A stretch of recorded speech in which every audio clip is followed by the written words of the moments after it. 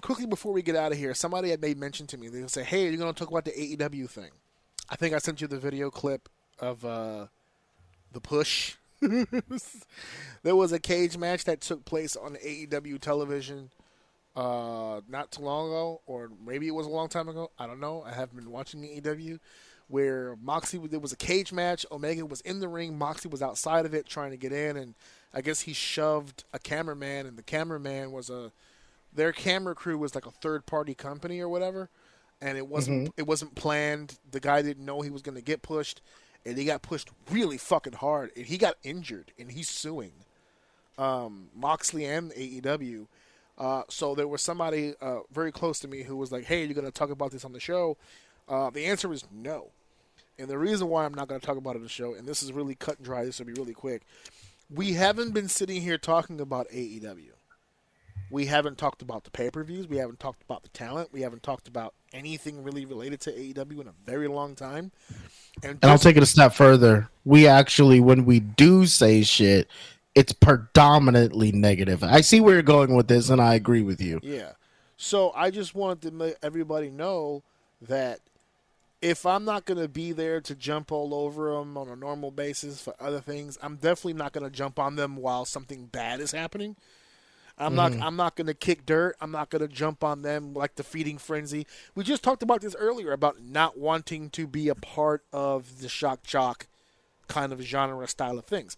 I'm not going to see AEW getting kicked on the ground right now and then jump in with the kicking. I'm not going to. Let's be clear. Help them. If we covered 2 of their pay-per-views, we were on their ass. Yeah, but to me that's fair. If I'm covering AEW as a whole, the good, the bad, the ugly, whatever the case may be, the ups, the downs, the ebbs, the flows, and we're doing it on a normal basis like we kind of used to do, and then something like this popped up, I feel like that's free reign to then jump on the story. But to not mention them at all for any reason and then jump on this just feels like I'm piggybacking on something really, really bad that's happening for all involved. It sucks that guy got hurt, and it sucks that AEW's in this position. You know, everything ringside to me as a wrestler is up for debate. So I feel for both sides. But I'm not going to be one of those people that says, "Oh, here comes the legal stuff. Here comes the suit. Let's talk about it. Let's get those likes. Let's get those views." That's not going to be me, and that's not going to be this show. So if anything comes up with AEW that I feel like deserves some sort of a conversation, we will bring it up.